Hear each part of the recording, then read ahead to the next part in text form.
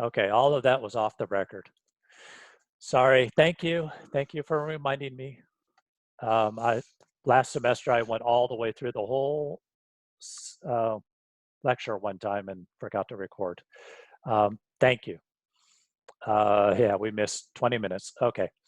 And every problem, it is whether I ask for it or not, it really is implicit that you need to check that the steel that you have chosen or the steel that has been given to you, either way, you need to check that it is more than the minimum steel, it is less than the maximum steel, or that epsilon sub t is at least 0.005. You need to make those checks on every problem. And you need to always show me that phi min is greater than mu. I want to reiterate that now that you've done a few homeworks. It is not sufficient to calculate the area of steel from a row equation or the Rn tables in the back of the book. It is not sufficient to get an area of steel required, provide an area of steel that is more than the area of steel required, and finish the problem and think that's the end of the problem. No, you always must prove to me that phi min is greater than mu. No problem is finished without that step. Professor, is there an exception? I think you just mentioned 10 minutes ago on homework 4, problem 2, part A. We're not looking for phi min, we're looking just for the allowable live load to check the area, minimum and max. I mean, it's not a problem to find phi min. I just, Oh, you guys are sharp. Fine, you found the one exception. No, what you're going to find is all you're going to do is reverse engineer it. So you're going to have to find phi min, and then you're going to equate mu to phi min, and then you're going to take the factor dead load out of mu to figure out how much live load is left, and then divide by the live load factor to get to the actual allowable live load. So in effect, you really are checking phi min is greater than or equal to mu. You're just reverse engineering mu. But yeah, you did. You found the one exception. So good for you.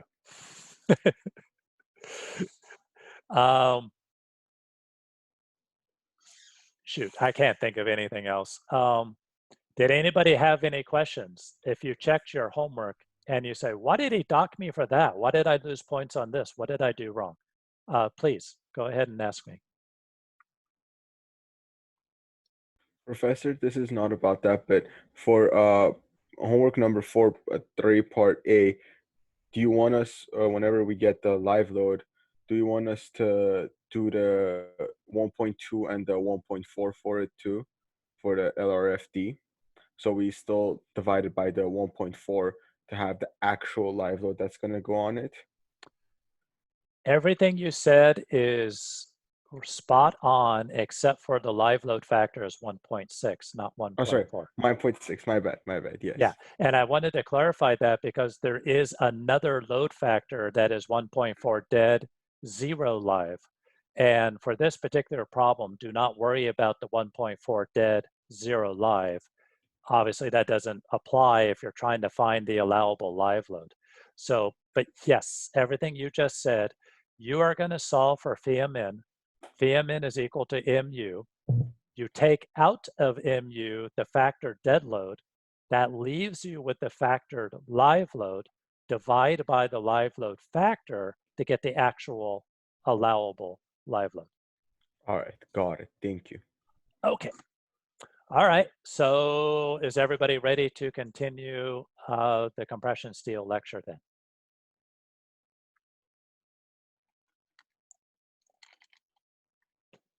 Okay. Example, uh-oh, wait a minute. Let's make sure I'm starting in the right place here. Example 3. Oh, I didn't go back far enough. Example 3. I think this is right.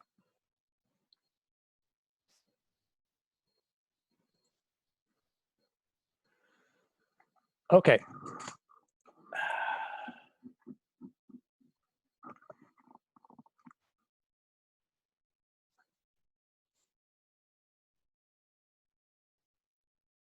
Okay, I think this is where we left off. Let me just double check one thing here. That was lecture 7. Yeah, okay. All right, so here's the problem. We have this beam. So far, it only has tension steel. All the dimensions are given to you. The strength of the concrete is 3,060 KSI. We want to design this beam to carry an MU equal to 650 kip feet. We cannot change the beam dimensions. We are constrained to a 25-inch deep beam. So we want to find the area of steel that will carry 650 kip feet. Please, somebody stop me if I've already done this example. I think this is where we left off. This is where we left off, yes. Okay, perfect. Okay, so for our solution, we're going to start by, for all design problems where we don't know the area of steel, we're going to start off by figuring out our R sub n index, where we put in mu over phi b d squared. Again, everything in this problem is defined, so we just put in b and d squared, and we get 895 KSI. So Rn is 895 PSI. Using table 8.12, the maximum value for Rn is equal to 685 PSI. So if you get your text, which I have laying around here someplace, there we are. Okay, so if you have your textbook and you go to table A12,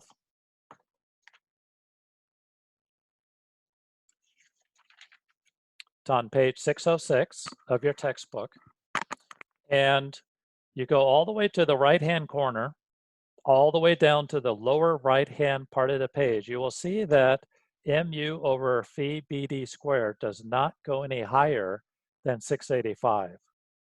And why is that? Because the rho at 685 is 0.136, which according to table A.7, 3,000 psi, 60 ksi, rho when epsilon sub t equals 0.005 is 0.136. So that means that for 3,000 psi concrete, 60 ksi steel, I can't go any higher than Rn equal to 685, but I need 895. What do I do? What can I do? So the answer is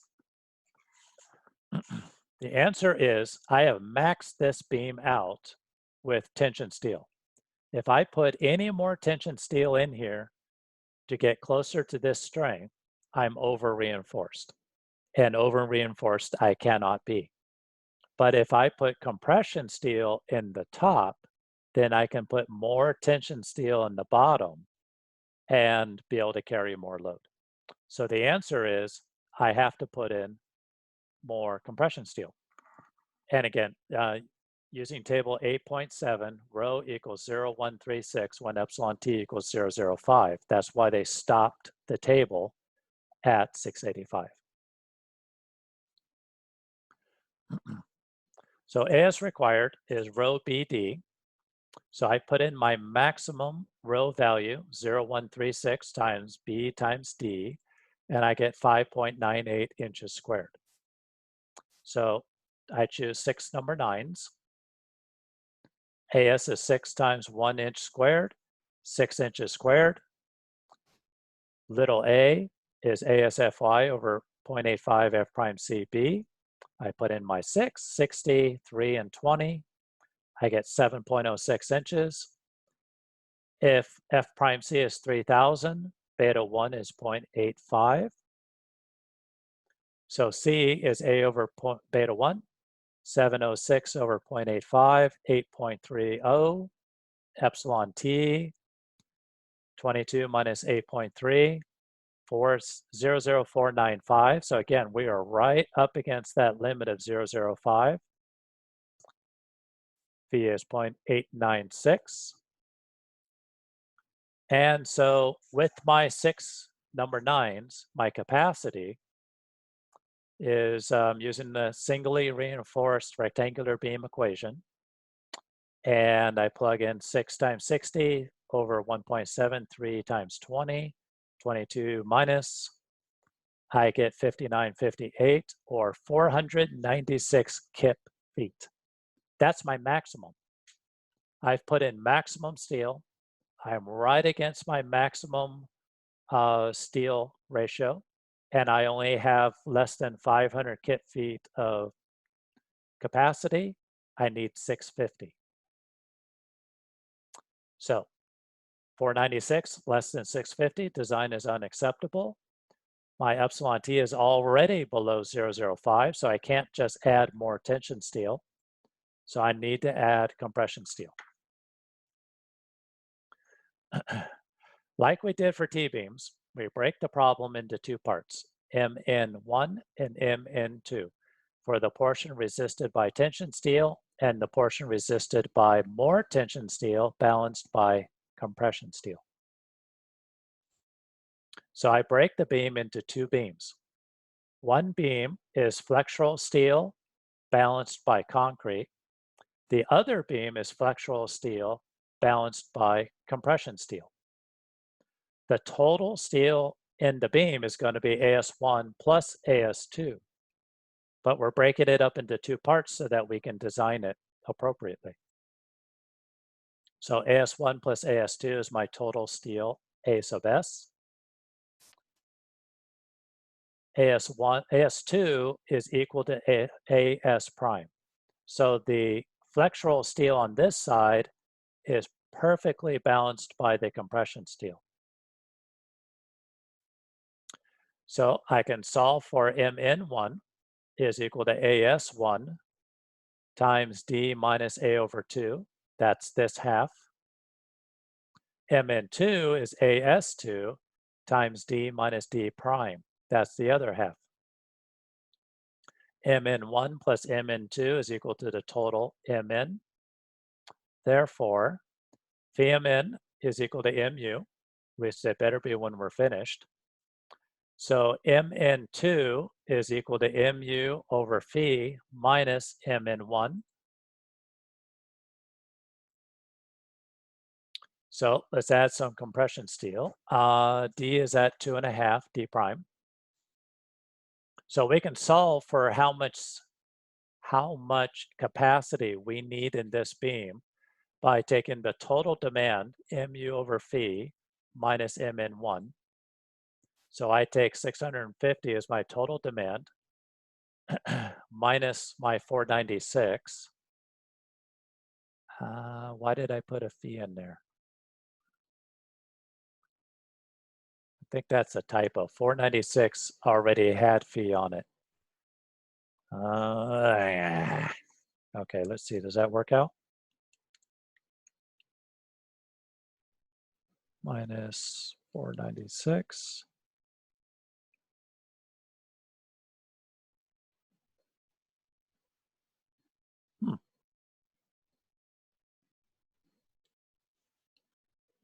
Divided by, actually, minus 496 divided by 0.9, 171. Okay.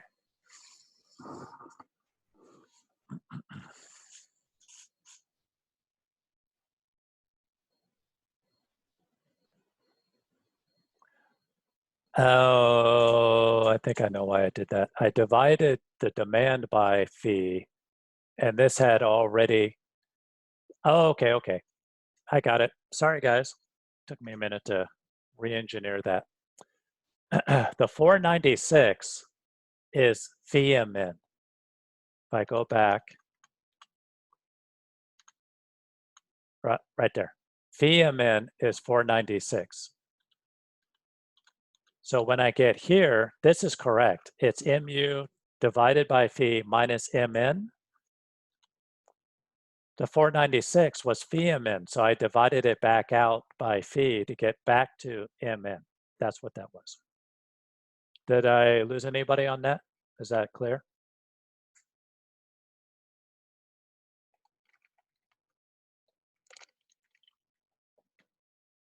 Okay, I assume everybody's okay.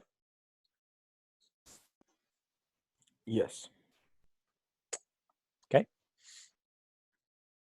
So Mn2 is 171 kip feet.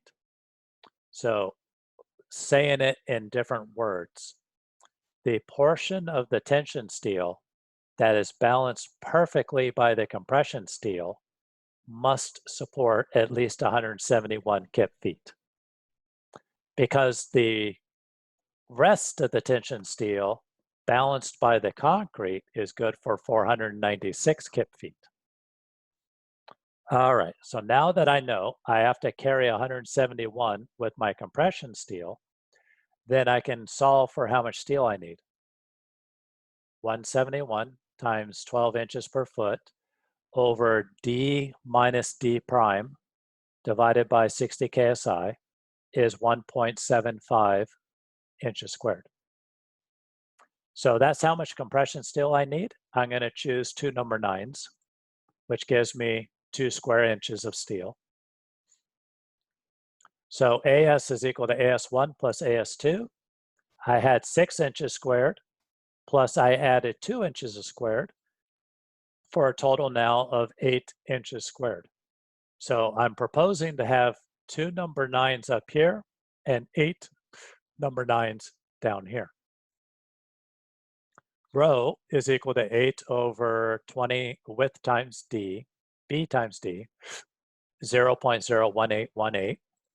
Rho prime, I don't know why those primes don't show, but rho prime is 2 inches squared over the same BD, 0.00455. Now I'm going to do my test. And so I have 0.1818 minus 0.00455 is 0.1363. My test, I have to fill in beta 1, F prime C, D, D prime, and Fy here. That gives me 0.1323. So rho minus rho prime is larger than this test, and therefore my compression steel will yield. So if the compression steel yields, then I can just plug in Fy. I don't need to solve for the stress in the compression steel. I can just plug Fy straight in.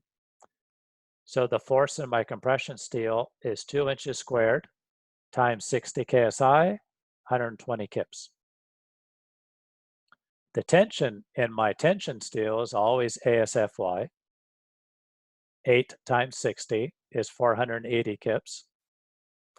And so little a is the tension minus the compression steel over 0.85 F prime CP.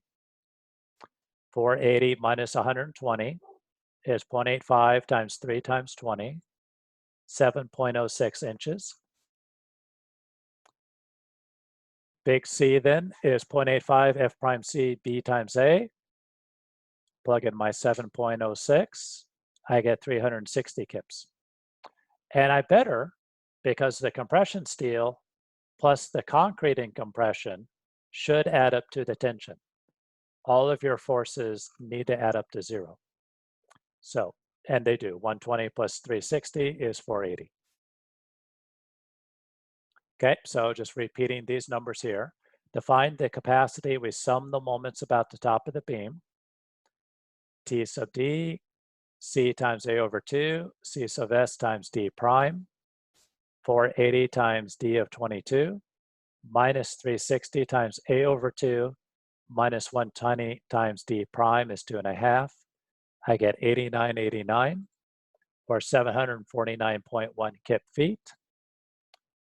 C is A over beta 1, 8.31 inches. epsilon T, 22 minus 8.31, 00494. It is less than 005, so I need to check my phi. This equation is epsilon sub t minus epsilon y over 005 minus epsilon y, 0.895. So I'm just taking a very small penalty. So phi min is 8.895 times 749.1. I get 670.4 kip feet, greater than 650 kip feet, and so the beam is adequate. Okay, so that's our last example for compression steel, and I'm sure I must have some questions.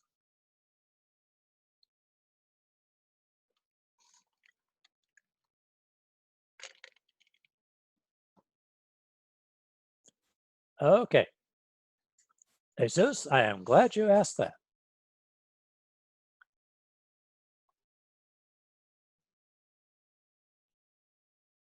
Somewhere in here. And you guys have access to these lecture notes from Blackboard. So I think it was example number 2. I know it was last Thursday, but example number 2, we did this analysis problem where I had 6 number 8s in the bottom, 3 number 7s in the top. And we calculated rho, and we calculated rho prime, and then we did our test. So if rho minus rho prime is greater than this value, then the compression steel will yield. And in this case, we had 0.1548, which was less than 0.1922. So in this case, the compression steel will not yield. So this is example 2. You can go back and study this example.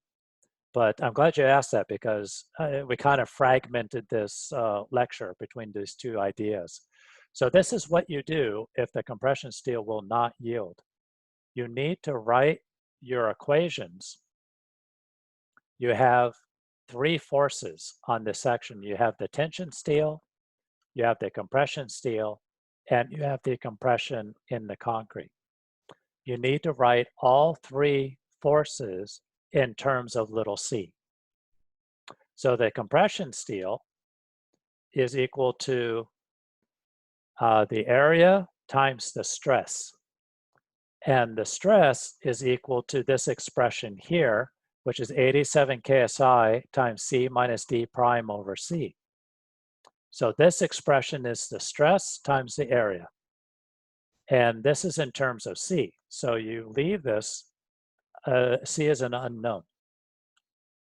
Then you solve for T. T is just straight up a number of kips. And capital C, the compression in the concrete, you can also write in terms of little c, like so. Now you sum these 3. The 2 compressions have to equal the tension. So you get a quadratic equation for little c. You solve the equation. There's going to be one positive root and one negative root. You take the positive root, that's what c is equal to. Now that you have c, you can go back and calculate each one of the 3 forces, like so. You have compression in your steel, tension, compression in your concrete. Once you have the 3 forces, you sum your forces about the top of the beam to find your nominal moment. Does that answer your question, Jesus? Okay, great.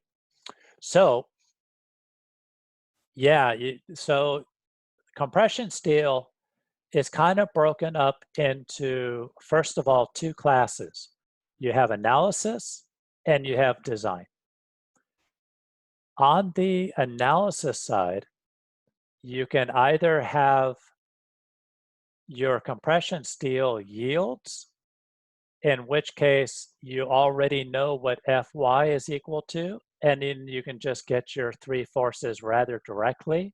sum your forces, get your nominal moment. Or you could have that your compression steel does not yield, in which case you have to write your equations in terms of little c, solve the quadratic, and then get your forces, and then solve for your nominal moment. Okay, so that's your analysis, is either the steel yields or the steel doesn't yield. That's how it goes.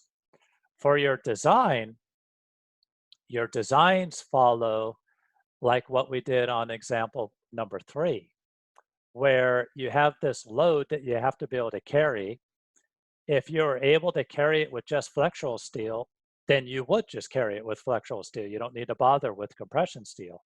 But if you find that you can't possibly get enough flexural steel, tension steel, without being over reinforced, then you have to add compression steel.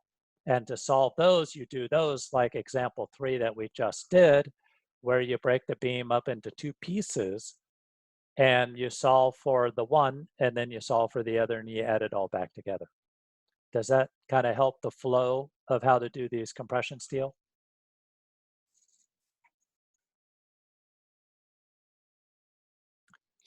Professor, Yes. so I'm looking through the book, and as I'm reading the compression steel section, I noticed that a lot of some of the examples that are given are in some ways quite different as to the example that you just provided.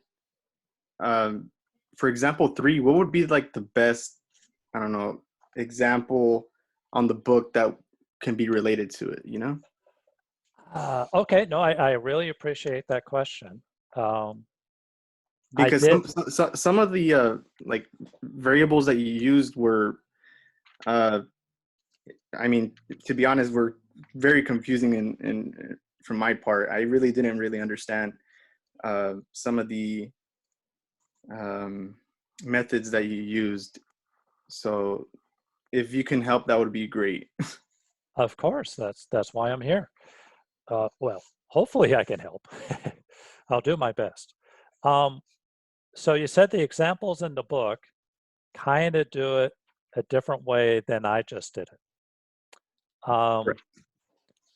Okay, and I am reading everything I'm asking you guys to read, just so you know. I'm trying to stay like a week ahead of you guys. So I am reading through this myself. And what I'm seeing in chapter 5 for your compression steel section, I'm seeing a example 5.7 and 5.8 are both analysis problems. So for both 5.7 and 5.8, I'm on page 128 or 129. If you guys want to, if you have your books, you can follow along. And for both examples, all the steel and all the dimensions are known. It tells you how much steel you have. It tells you all your dimensions. So 5.7 and 5.8 are both analysis problems. I assume you're asking me more about a design problem? Yes, something that relates more closely to the example we just did. Okay. So the design problems that they have, they give you a 5.9 and a 5.10. And let's see what the difference, and that's it. That's all they give you is 5.9 and 5.10. Okay, so 5.9, they give you a demand and they give you all the dimensions, but they don't tell you how much steel you have. So steel AS and A prime S are unknown. So what they did is they took the total demand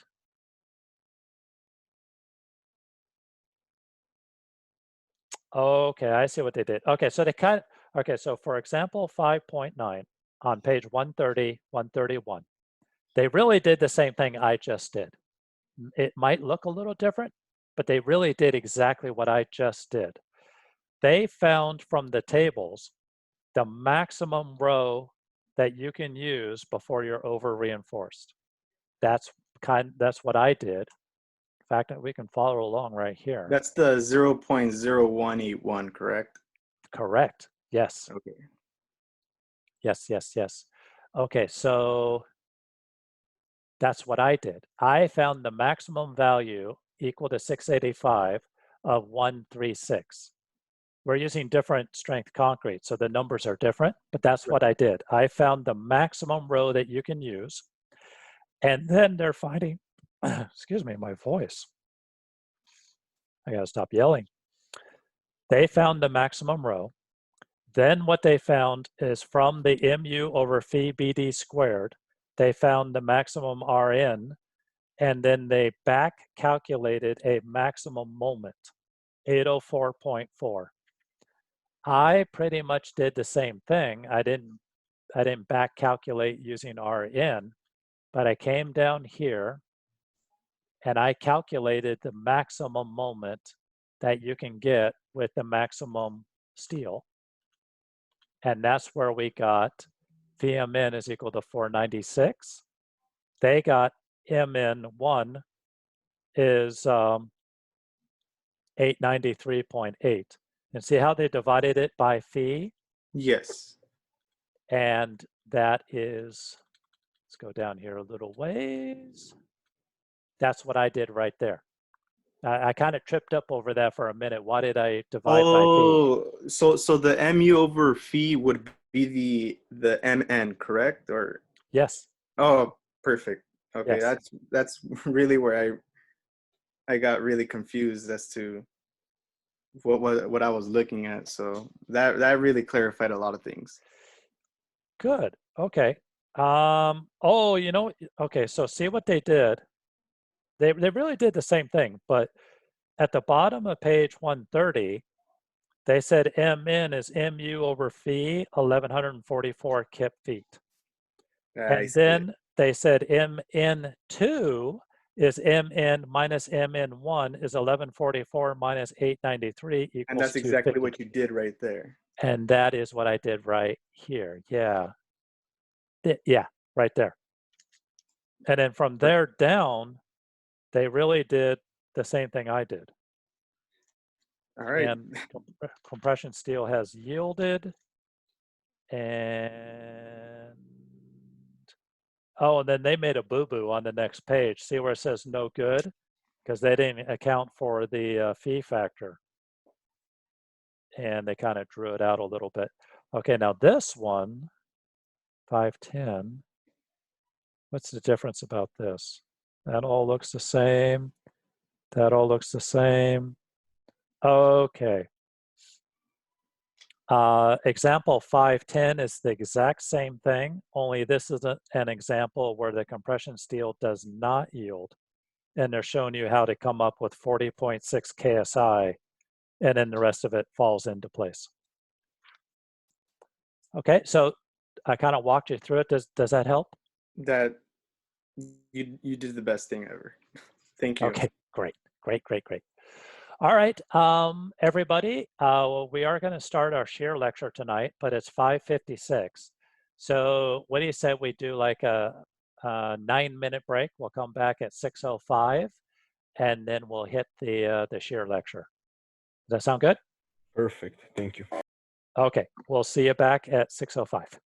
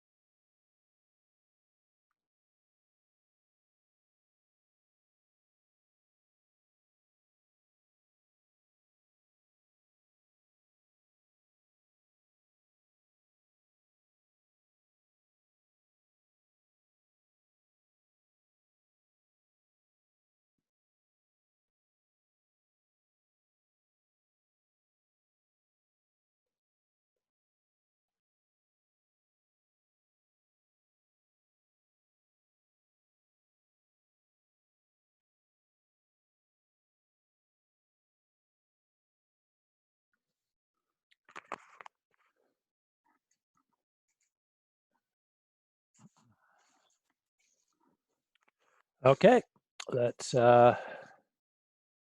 get back into this. So for tonight's lecture, we're scheduled to talk about shear. This isn't a terribly long lecture, but I do think this is going to bleed over to Thursday's time a little bit, which is fine. We can take our time through this. We're kind of shifting gears. Actually, we're not kind of, we are radically shifting gears. We're getting away from flexural design. We're going into a whole new topic of shear design. So does anybody have any last minute questions about flexural design before we leave that whole ballpark? So for the text next week, this is included too, right? Everything up until Thursday lecture is included. I don't know. It may or may not be. We're getting pretty darn close to a cutoff, and we may have already passed it. I'll have to get back to you on that. Okay. But it most definitely will be on the final, so right. Still got to pay attention. Professor, the test was on next Thursday, right? Yes. Perfect. Yes. So, I mean, that's a good question. The test will most certainly cover everything through T-beams, as you've just been given a homework assignment on T-beams. I do not remember if I'm going to put compression steel on it. I'm pretty sure shear is going to be on the next test. So that's just kind of a rough guideline to get you through the weekend. And I'll fine tune it on Tuesday when we talk again. Professor, also the timing would be 2 hours for the exam? Yes. And 3 questions? I usually do, well, for a 2-hour exam, it might be 4 questions. It's either 3 or 4. 3 or 4, okay, thank you. Okay. All righty. Professor, Yes. would you give us time for scanning and making it into PDF and sending it in? Yes. Okay, perfect. So that doesn't include in the 2 hours. That's That- after the 2 hours? That is correct. Yeah, that is correct. What I did last semester, and we're all, I mean, I'm sure as you can imagine, we were all trying to figure out what we're doing last semester because we got this big COVID thing right through the middle of the semester. I literally had, the first exam was on paper and the second exam was virtual. It was very strange. But what seemed to work pretty good was that I made a test on Blackboard and I made an assignment on Blackboard. Both of them were the midterm. And so what I did was the test, when you opened up the test, it forced you to use Respondus lockout browser, and it opened up and it gave you, for each problem, there was a PDF file. So you clicked on the PDF and it opened up to my normal paper test exam sheet. And so there's the problem, there's the sketch, there's the, here's what's known, here's what's required, that sort of thing. And then the test in Respondus, all it had was a text box for you to put in your answer. So I asked all the students to put their answer for part A, part B, part C, part D, whatever I had, put your answer for each one of those parts in that text box. And make sure that you submit your test with all your text boxes filled in within your allotted time. Now, last semester, the test was 1 hour and 15. This time it'll be 2 hours, but whatever the allotted time was, make sure you fill in all those text boxes because as soon as you run out of time, it's going to close it up and submit it anyway. That's it. You only get that much time. But then I told them, after you have either submitted the test or it submitted itself for you, take all the work that you did on paper, scan it, and upload that to the assignment that's called the midterm. And so when I go to grade it, I will have the test on one screen and I will have your paperwork on the assignment on the other screen. And it was far, far better for all of us, because if the whole test is only worth 50 points and one problem might be worth 12 points. And if you got the wrong answer, you lose 12 points. It's devastating.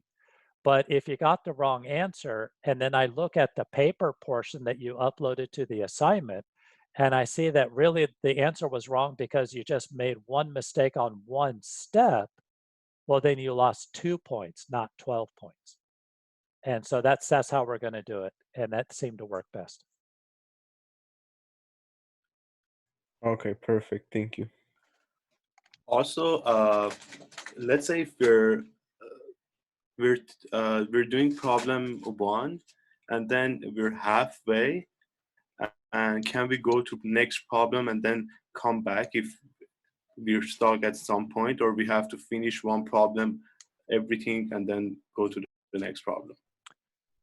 My understanding is that you can jump from problem to problem as much as you like. You can manage your time by going from problem to problem and going back.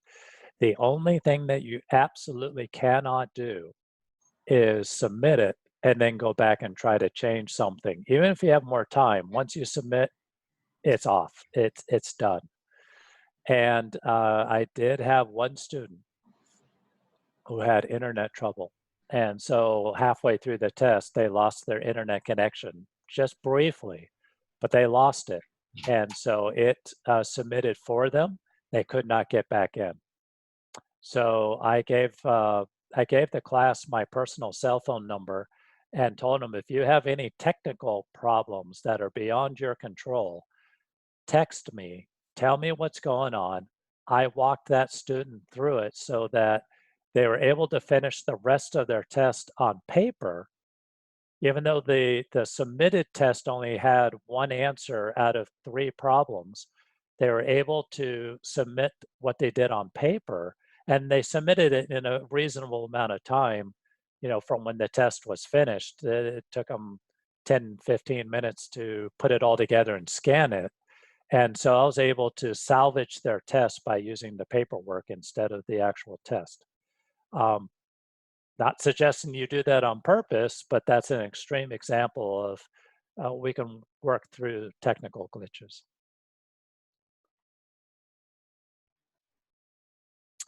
Okay, any other questions?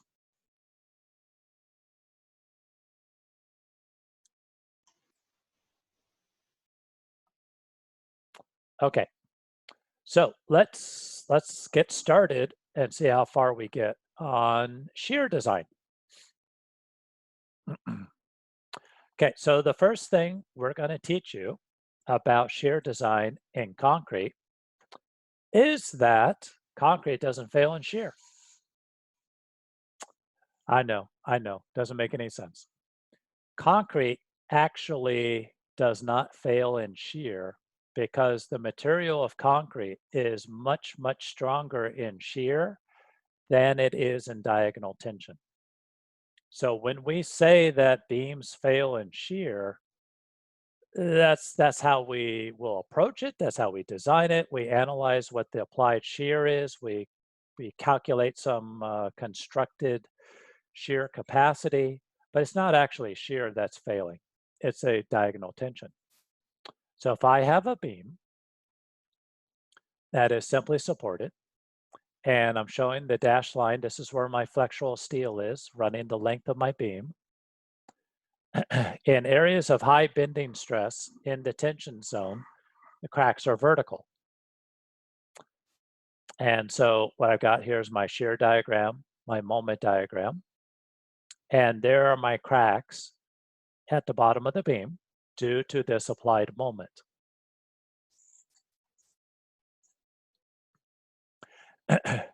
In areas of high shear, cracks are inclined and approach 45 degrees in areas of pure shear, more like this.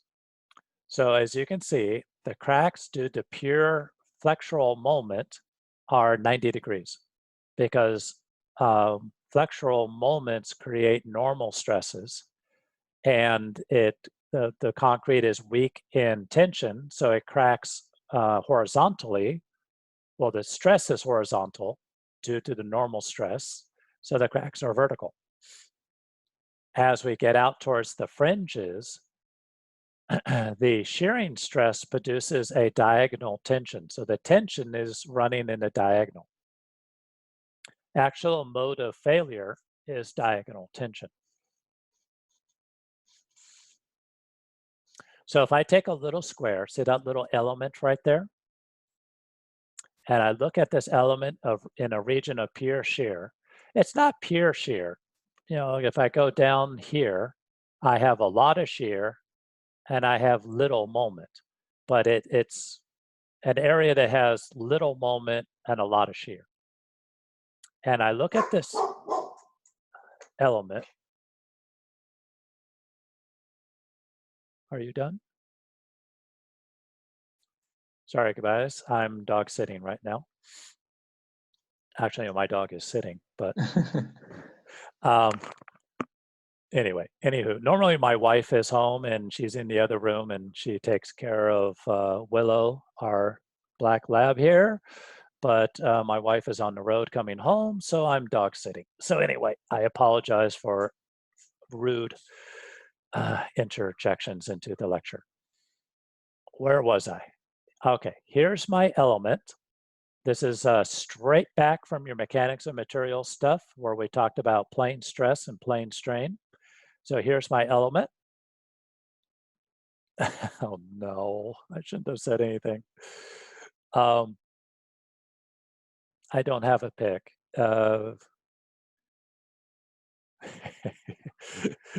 I'll tell you what, for all you dog lovers, when I finish this lecture, I'll stop sharing and then you'll see her in the background. How's that?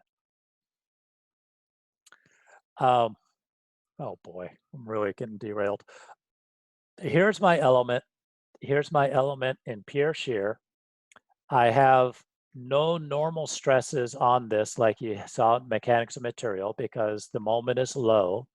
So if I do a stress transformation, and remember all this from mechanics, if I do a stress transformation and I rotate my axes, I can rotate them to a point where the tension is at a maximum. And that tension in the material is at a maximum at a 45-degree angle with no applied moment. So if the tension is trying to pull the concrete this way, then it's going to crack this way because it's stretching the concrete apart in tension. Okay, does that make any sense?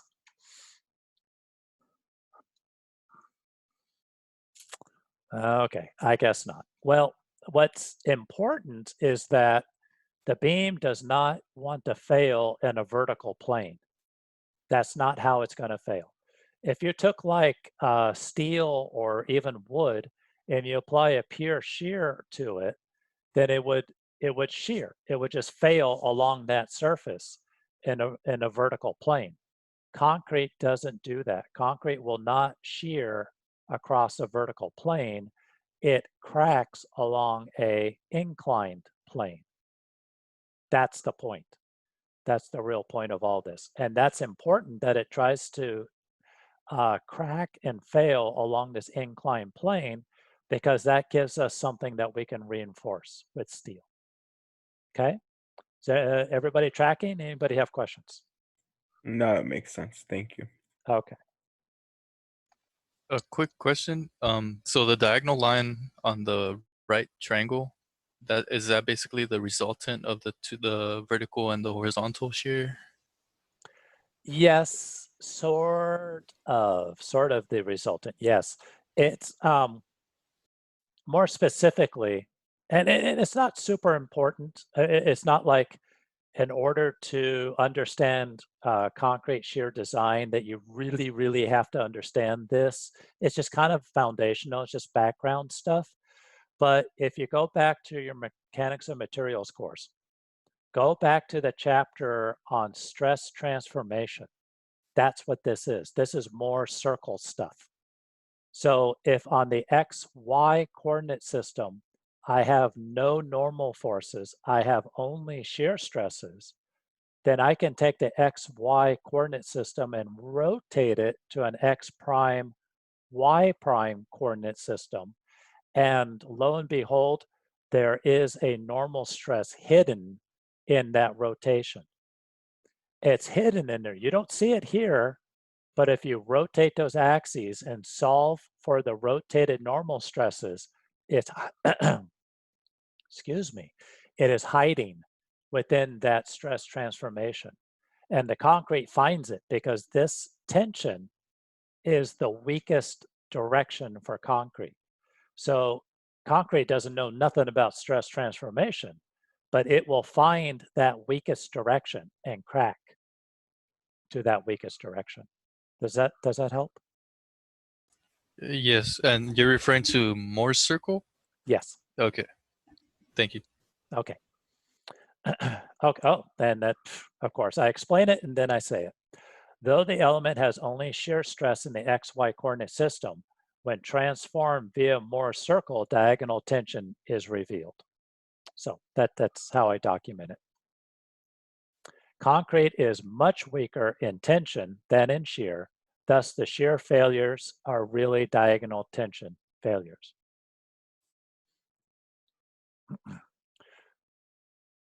There are many formulations and theories that try to capture the very complicated behavior of beams in shear. ACI 318 takes a fairly simplistic and conservative method to determine allowable shear. And of course, that's going to be the method that I teach you. I just want you guys to understand that when it comes to concrete design, we have all these different models to try to explain different behavior. We talked about the Whitney stress block. That was just a model that simplifies flexural behavior. Well, even more so with shear design, there are dozens of different ways to model a beam in shear, and none of them are perfectly correct. In fact, none of them are correct, but none of them are totally horrible either. They're all just different models that get different degrees of accuracy in predicting shear behavior. But the real behavior, what the beam really, really does, is super, super complicated. And we don't really need to get into how complicated it really is, because we're just going to look at it from the code perspective, which is fairly simplistic. Concrete beams may or may not have vertical shear steel to reinforce the allowable shear strength. We will cover shortly when beams are allowed to not have shear reinforcement. ACI 318, section 9.531 refers the user to 22.5 for shear strength. Chapter 9 is the beam chapter. Chapter 22 is the sectional strength chapter. So a lot of what they tell you in 9, they jump you to 22. ACI section 22.511 specifies that the nominal shear strength of a beam, V sub n, is equal to the contribution from concrete alone, V sub c, and the component from the shear steel, V sub s. Okay, so V sub n is a nominal capacity. Just like M sub n is the nominal flexural capacity, V sub n is the nominal shear capacity. But we have two components. Flexural didn't. It just had the one component, but shear has two. If you had no shear steel in this beam whatsoever, it would have a sizable strength, a significant strength, just from the capacity of the concrete. But if you took the same beam and put shear ties in it, then you're going to get even more strength. So we add the two components together. For the strength due to concrete alone, V sub c, ACI 318 section 22.551 offers a simplified equation and a more detailed method based on table 22.551. The simplified equation can be quite conservative, but it can always be used. It's always applicable. And that equation is V sub C is equal to 2 times lambda square root of f prime C BWD. That's the simplified equation. Where lightweight concrete shear factor lambda, we talked about this lecture 1 or 2, I think it was lecture 1.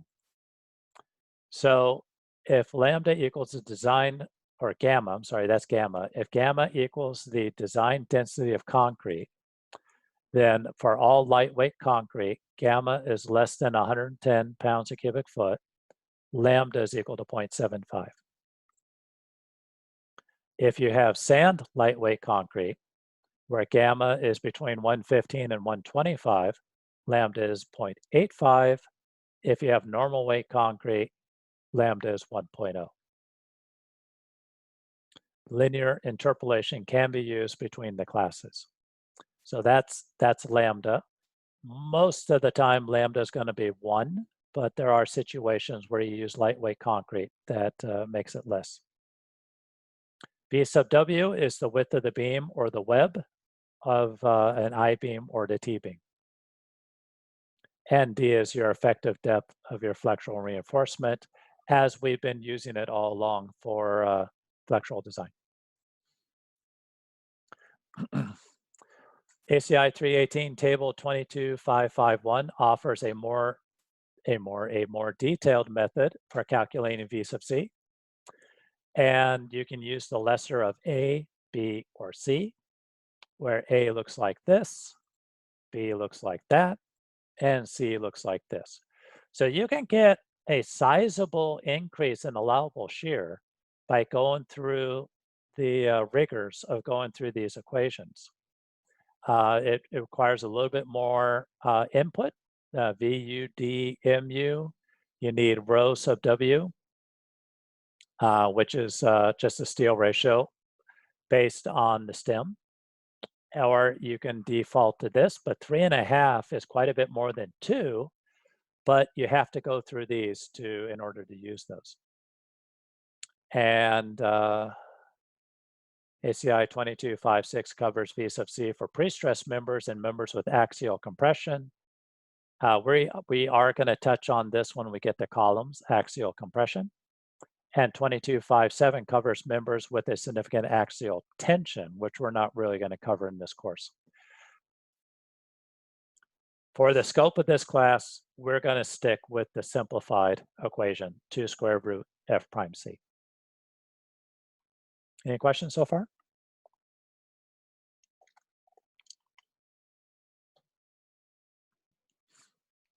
Okay. ACI section 9511 item B prescribes that phi Vn has to always be greater than Vu. Okay, here's your flag, here's your tip-off. When you're doing shear questions on homeworks or exams, you're not done with that problem until you prove to me that phi Vn is greater than Vu. Same as phi Mn and Mu. ACI 318, 21.2, and table 21.2.1 prescribe that phi is equal to 0.75 for shear. It was 0.9 for flexure, it's 0.75 for shear. Any guesses why? Why is it such a penalty on the shear design?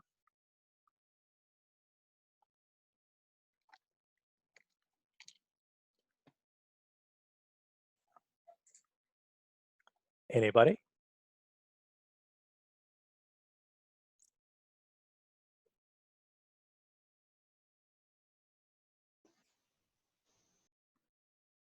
Uncertainty. Yes, that's a big part of it.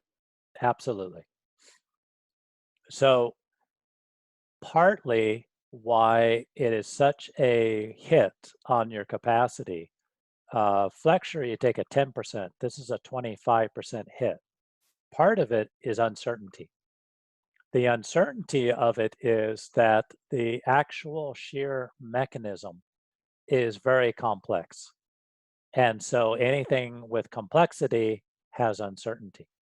The other part about this is that beams, if they were under-designed and they fail in shear, particularly if they have low amounts of shear reinforcement, it can be a quite sudden and brittle failure, a very devastating failure because there's no chance of evacuating a building. So again, anything that has a sudden or brittle type of failure is going to have a fairly low phi factor. So that's the other part of it. Okay, shear steel. Shear steel comes in the form of shear ties. And here is a picture of the shear ties. Now, we've been talking about these because you needed to know about shear ties so that you could calculate how wide a beam needs to be in order to fit in a certain amount of steel. And you need to know how big the shear tie is so that you can make an approximate how deep is D. Where's the center of that steel is kind of based on how big that shear tie is. But now we're actually going to be using these ties for design. So these pieces of steel are actually a design item.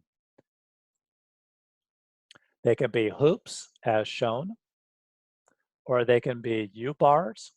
A U-bar would have just the shape of a U with some hooks on the top, like that.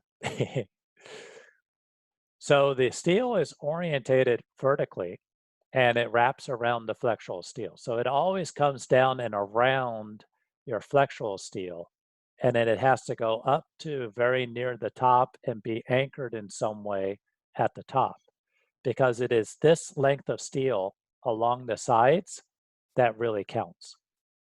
So this is known as a leg. This is a leg, this is a leg, this is a leg. So this beam here has 2 legs of shear steel. This beam has 2 legs of shear steel. For shear steel, the horizontal pieces don't really count. That doesn't really add anything to your shear design. It's only the vertical legs that are helping to resist the shear. Any questions about that? Will they always have 2 legs? No. They usually have at least 2 legs, but we do joists that are fairly narrow pieces of concrete, and we just have 1 leg right down the middle. And we will also do beams. I've done beams on occasion that had so much shear on them, I couldn't make them work with just 2 legs. So I added another hoop here in the middle to get 4 legs. So that's a great question. It won't always be 2, but you can, it's again, the vertical legs, you count how many vertical legs you have for your design. Ties are typically made from number 3, number 4s, or occasionally number 5s. Very, very rarely would you see number 6s. It's just too hard to bend a number 6 and get it to fit into a reasonable size beam. But if you're into, I don't know, like Caltrans, if you're designing overpasses and those monster beams that are spanning from column to column, you know, the one that comes into mind is when you're going down the 91 freeway and you're heading west, if anybody does that freeway route, when you go under the 241, they've got this beam. It's got to be 6 feet wide and maybe 12 feet deep. Maybe that beam would have number 6s for ties. That gives you an idea how big the beam has to be before number 6s make sense. Ties can also be formed by bending welded wire mesh. So welded wire mesh is where this is formed out of wire and it has cross wires welded to it. And then you bend it into this shape. You can use those as well. Okay, so here's my beam.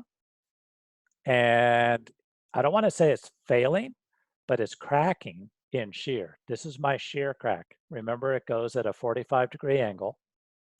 And if you notice, this shear crack is crossing 1, 2, 3, 4 shear ties. So I've got 4 sections of steel times 2 legs each that are holding these 2 halves together. So looking at a side view, we see that the stirrups provide a tension tie across the crack interface. So these ties basically staple the beam together and hold it together against the load that's trying to separate.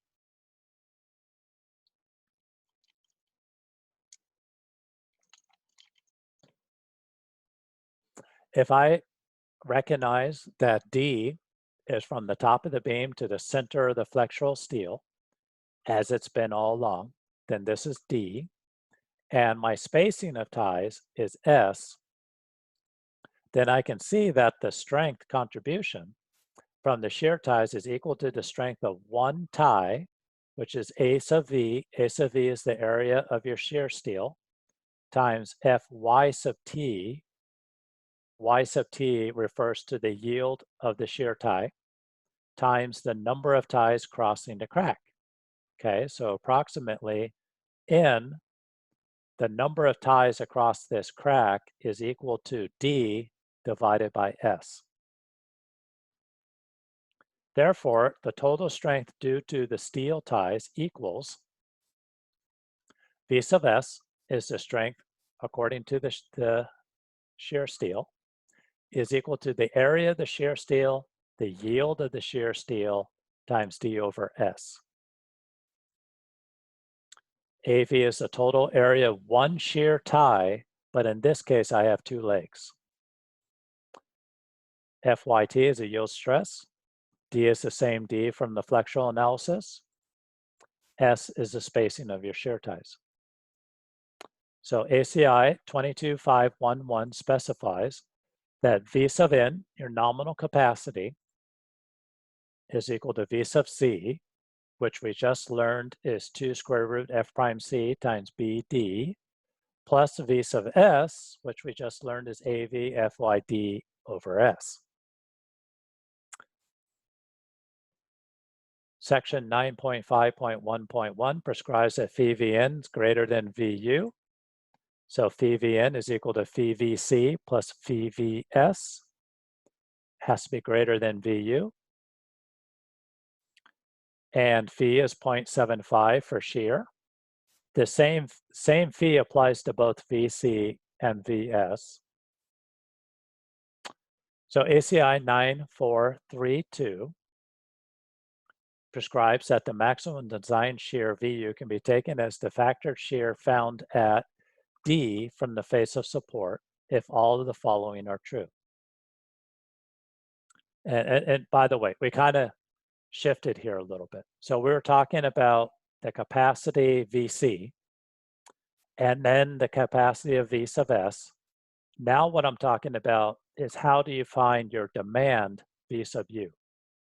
And the demand V sub U actually is not equal to your maximum shear on the beam. ACI allows us to take the maximum shear at a distance D from the face of support, but only if all of the following are true. So A, your support reactions in the direction of the applied shear introduces compression into the end region of the beam. Loads are applied at or near the top surface of the beam. No concentrated loads occur between the face of support and the critical section. And so, the support A reaction causes compression. So the support is pushing up at the bottom, the load is pushing down from the top, so I have compression from the top to the bottom. That's A and B. Loads are applied at the top of the beam, and I have no concentrated loads here at the very end of the beam. Those are my constraints. If all of that is true, then on my shear diagram, My end reaction is R sub u, my reaction factored R sub u. But I don't need to take the shear at the end. I can take the shear at D from the end. So I use similar triangles and calculate what VU is at D from the end, and this becomes my design shear. Does anybody have any questions about that?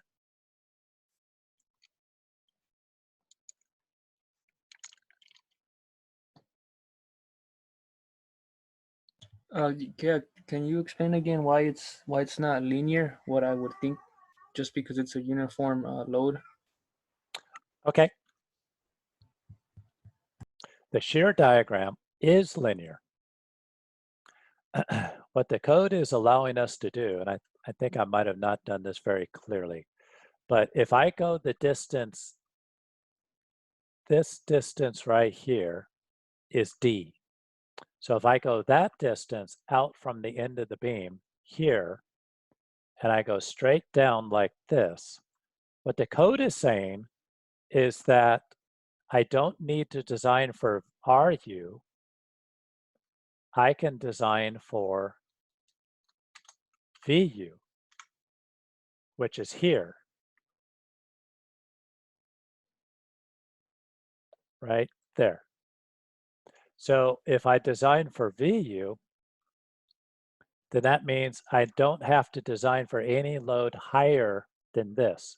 So it basically takes the points off of your shear diagram. That's what it means. So if I go to the next slide, pardon me, if I go to the next slide, okay, that's how I got that. Did that help, Robert? Yeah, that cleared it up. Thanks. Okay. And basically what the code is saying is, I'll give you a reason why it does that. That doesn't seem to make sense, but why is it doing that? And that is because if the beam is going to fail in shear, it's going to fail along this line. So any load that is to the right-hand side of this point goes into the bottom portion and is trying to pull these two apart. Any load that goes into the top between the line and the end, these loads are actually going straight into the reaction. They're not loading across that crack. They're just going in compression straight into the reaction. So there's no need to design for this last little bit of load because it's not loading up that crack. So that's why we're ignoring that last little bit of load and only designing for VU here.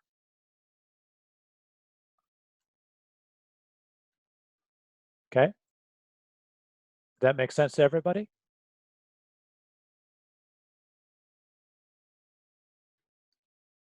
Yes. Okay. All right, so the next thing we're going to say, as you progress towards the center of the beam, the shear is decreasing, as you can see. Eventually hitting zero at some point, usually midspan for uniformly loaded beams. So right here at the midspan, if this is all symmetric, you have theoretically zero shear. So as the shear is dropping off, so is your shear demand. So VU decreases as you get towards the center of the span here. So you actually, there's not just one VU, there's a VU at any given section. And it's our job as designers to make sure that at any given section, we have at least enough VVN to cover the VU at that section.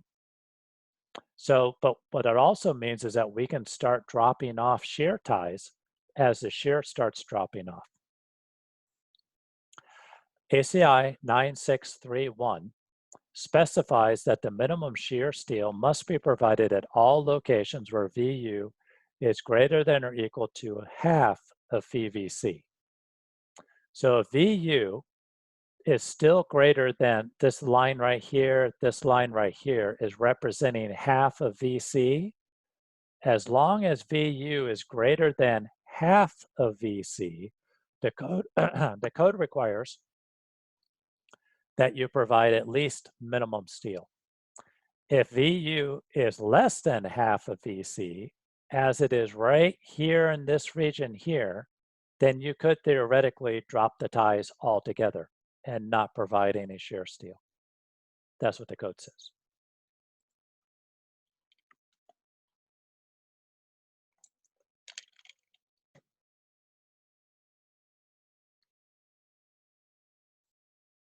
Okay. If, however, the VU is greater than half of VVC, then ACI 318-9633 and Table 9633 require the greater of, and this is your minimum steel requirements. So AV min over S is equal to 0.75 square root F prime C BW over FYT, that's 1, or AV minimum over S is equal to 50, this is really PSI, over BW FYT. Whichever of the two that is greater, as I say here, greater, that's your minimum steel requirement. If VU is greater than half VVC, then ACI 318-97622 and Table 97622 prescribe the maximum spacing of transverse shear reinforcement as, so this is area, this is going to be spacing. If V sub S, and this is V sub S required, is less than 4 square root F prime C BWD, then the maximum S spacing is either D over 2 or 24 inches, whichever is less. If V sub S is greater than 4 square root F prime C BWD, then your maximum S spacing is D over 4 or 12 inches. Okay, this VS is as required by design, not VU.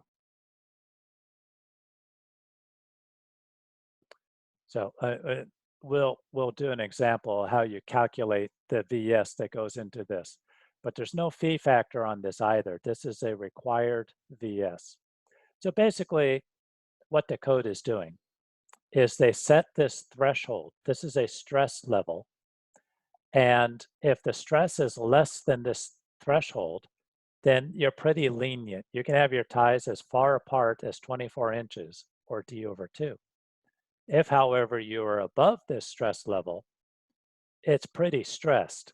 And so regardless of the strength demands, you can't place your steel any further apart than D over 4 or 12 inches.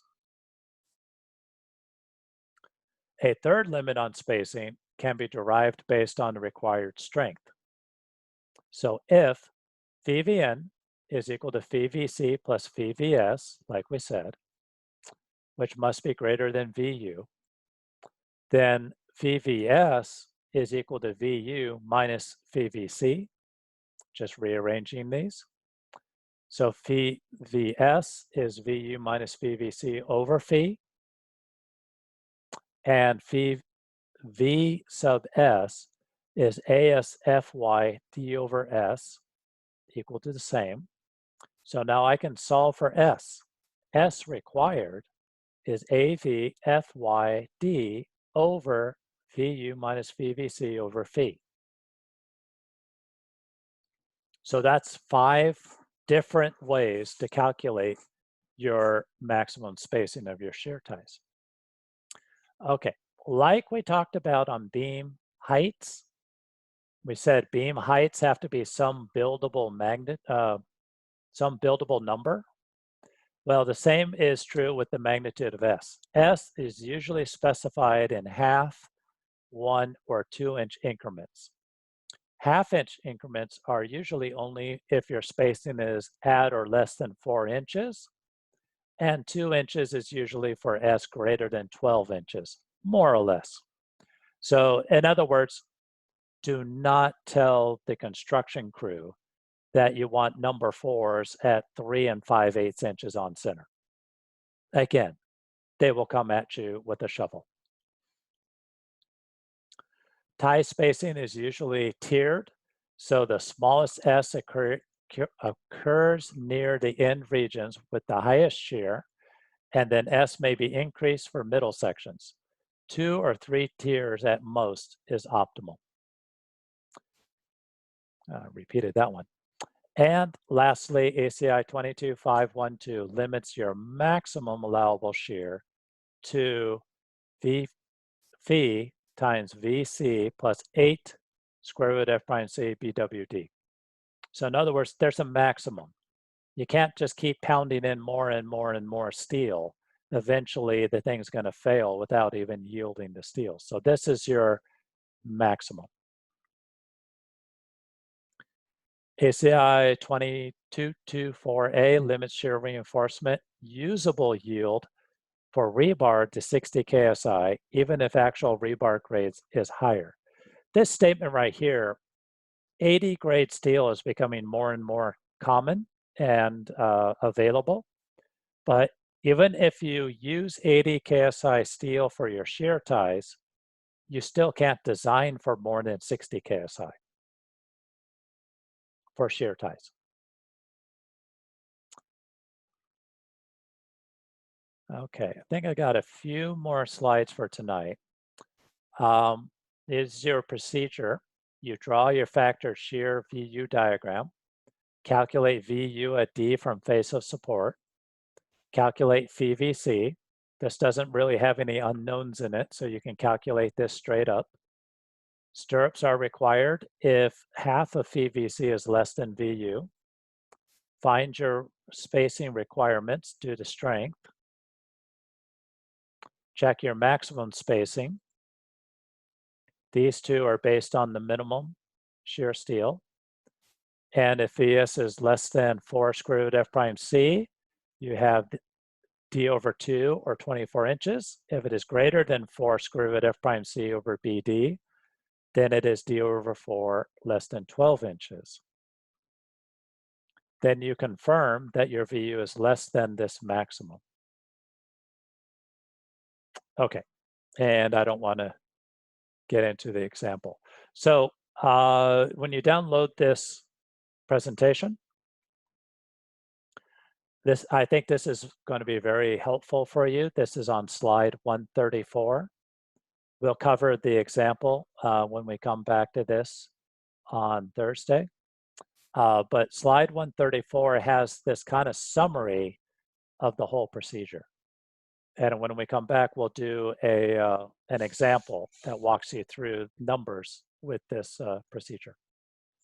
Okay, so do we have any questions so far?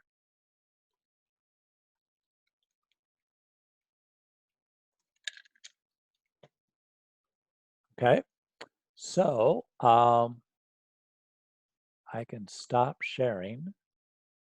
And are you guys able to actually see me now? Yep. All right, here we go. You can almost hear, Willow, come on, sit. Oh, you're not gonna perform, are you? Sit, come on. All right, you have to do this the hard way. There is my 10-year-old dog who doesn't want to perform anymore. Come on, Willow, do something exciting. You barked earlier. All right, well, there's my black lab. And as you can tell, that's pretty much the end of the academic portion. Okay, to rub the belly. She'll get one in a minute. To them person who submitted homework late, yeah, I got your email. So I'll look at the one that you emailed for your homework. Do I have any last questions for tonight's before I log out? Any questions at all? Do you have any other pets? Yes, my wife has a Maine Coon cat who is just getting obese. And then I have a short-haired domestic cat who's going on 17 years old now. So that we're down to 3. Any other questions about concrete?